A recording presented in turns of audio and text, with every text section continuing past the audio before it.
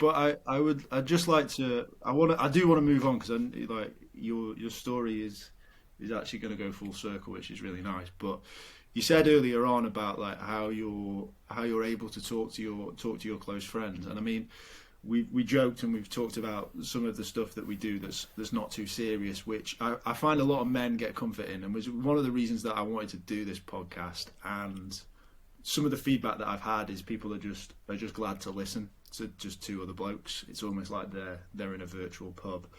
But it'd be interesting to know how you sort of broach conversations, because with those sort of friends, and how you go about that. Yeah, it's we've got to. I think you mix it in with a bit of the fun. Usually, that's how we do it. Is like for first thing is when you know your friends, you know them, and you can tell if something's not quite right. And I think it's about not, where we were talking earlier about just talk, small talk, but that's okay. But as long as they're in that same place. And I think what you've got to do is keep your radar on and notice if something's a little bit different, or if somebody says they're not coming out and there's no real reason not to come out. It's to sort of challenge them a bit. And like we'll do it by saying, right, what's going on? What about this problem that you had last month that you're not talking about? And more recently, over the last, probably since COVID, when we were released, when we were finally allowed to get out, we made a point of, we set up something called a curry club. So me and some friends, we go out once a month, we pick a restaurant to go to. And it was about having a point where we said we definitely will be going out. And it was a bit of a check-in with each other. And we even made a daft agenda. So we sort of say, right, what's going on with this now? So I won't go into the detail because obviously the podcast will be public, but somebody's issue, we'd call it a silly name and say, right, that's on the list, so you're not getting away from it. We are going to talk about it. And as long as you tell us all that's okay and it's in hand, we move on to the next item. And then there's some really silly ones that we have a bit of fun on the way as well.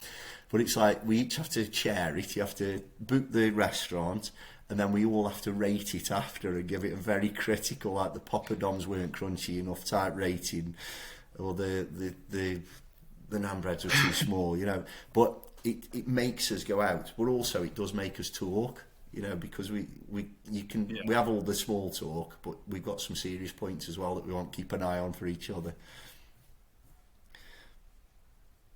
It's really nice. I mean, I've literally the first one of this was with a friend from uni, and we sort of said, like, we had a really great conversation, and it was probably the first conversation that we've ever had that was about this. And he sort of said that whenever he would want to talk about something, he would be like, oh, I need to have a chat, and that almost sets a tone. So that and to be honest with you, the more I've done this, the more maybe people that feel more comfortable opening up to me because I've opened up myself. I don't know the reason why, but more people have started to share with me and have conversations with me in those informal settings by, like you say, just dropping it in and just changing it about and just having quite a deep conversation, and then just chatting shit again 2 minutes later, which is really, well, it's good for me. I'm glad that that's having that effect. But yeah, when we first started it, it was like, oh,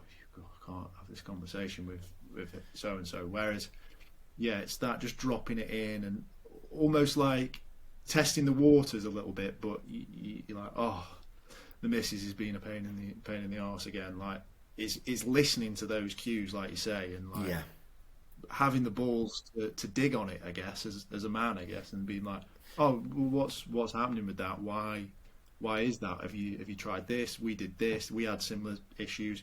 Because as friends, you naturally have similar problems. Like, there's a reason that you get on with people, because it's similarities. So one problem that you've had, so-and-so may have already had, and already come up with a solution. So it's great to... sometimes as well, when you listen to things and people will blame other things, so you'll start hearing like work's terrible, work's this, work's that is a common one. And what they actually are saying is there's something going on, they're not happy. That's what's coming out. I read into it a lot of the times, and work is the easy one as a man to blame, isn't it, to say it's because of work. Yeah. And I think that's what you got to look out for, stuff like that sometimes as well, that it could be something else's fault, but what they're actually saying is, I'm not happy. You know, there's something wrong. Yeah. That's I would say Dan, you're quite clearly a very emotional, intelligent guy, which is, I would say, is quite a rarity. So you're in a very fortunate position. I think your friends are very fortunate to have you around as well. So, but you're right. It's just digging a bit, I think, as well. It's just. It's that same thing. There's a bit of a bravery. We'll take the mick out of each other for our deepest, darkest secrets. You know, earlier when we were saying about meeting people and being open, like myself and you, Lou, straight away we got talking on that very first day at university, and you could just tell we were close. You know, we got some similarities in the way we were, just the fact we started talking to each other. But I think I'm lucky that some of my friends are the same in that respect as well. But also, it's that I don't know if the word's bravery, but it's more about being willing to put yourself out there a bit. Not worrying about somebody not answering you back or wanting to speak to you back. That also works then with trying to find out what's going on with people. Maybe it's a bit of a Dutch thing as well, because Dutch people, I've just had some friends over from Holland, and they're not scared of saying what they think. You know, they just come out with stuff. My mum's terrible for it. She'll just say whatever's on her mind, and she doesn't really care if people, she doesn't want to hurt anyone's feelings, but she doesn't really care if they don't want to hear it. And I don't know, hopefully it's not done in a negative way, but I think that means I'll ask people to do stuff or ask them what's going on, even if it might be the British thing is, oh, that's very personal, you shouldn't talk about that. Well, they can tell me I don't want to talk about it, but I'm still going to ask you about it. So, and I'm very lucky some of my friends are the same. They would do, and I've seen that with, you know, what we'll probably talk about in a bit, but it's been a tough year for me personally. And I've gone through quite a lot myself over the last 7 or 8 years, but they are always there for me. And it might just be a little text message, you okay today, mate? And it's just something like that that gives you the, if you need to, you can. That's all it can take sometimes.